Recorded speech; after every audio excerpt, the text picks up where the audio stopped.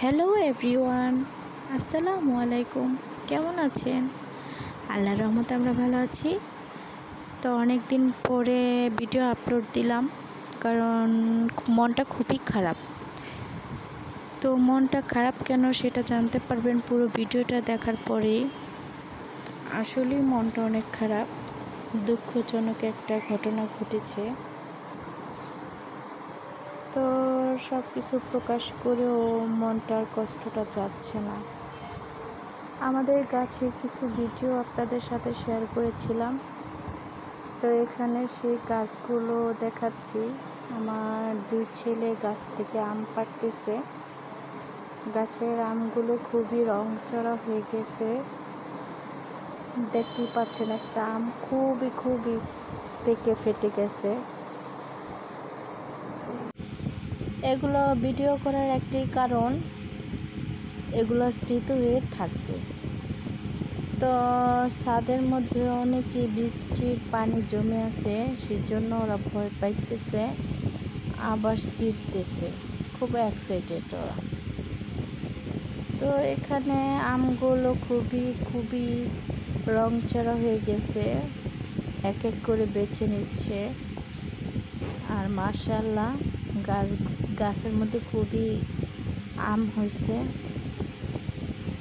তো ছিঁড়ে আমার ছেলে দেখাচ্ছে, খুব এক্সাইটেড হয়ে ওরা। আর এখানে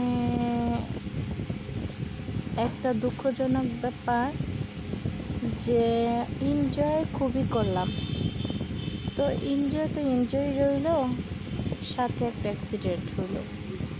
তো অ্যাক্সিডেন্টটা সব কিছুই আলহামদুলিল্লাহ।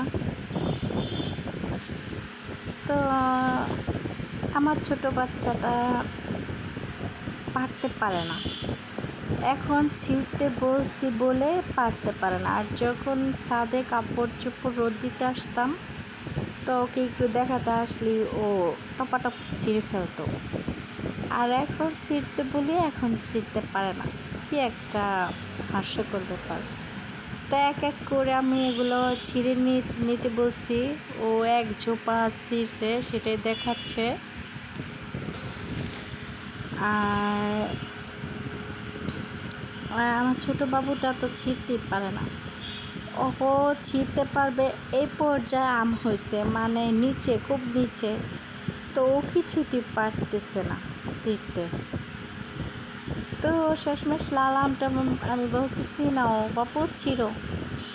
ও দেখেন, আপনারা দেখতেই পাচ্ছেন যে কীটা একটা জোর করতেছে, অথচ পারতেছে না। আমরা সবাই ওকে হেল্প করতেছি, কিন্তু ও কিছুতেই পারতেছে না। তো সব মিলে আমরা খুবই হাসাহাসি করতেছি। পরে আমার বড় ছেলে বলতেছে, আম্মু আমি ওটা পেরে আনি। পরে আমি বলতেছি, দেখো ও আরেকটু চেষ্টা করুক, দেখুক পারে কি না, কারণ শেষমেশ একটাই আম আছে, সেটাও পারতেছে না। খুবই দুঃখজনক একটা ব্যাপার। তো দেখতেই পাচ্ছেন কি একটা হাসির ব্যাপার।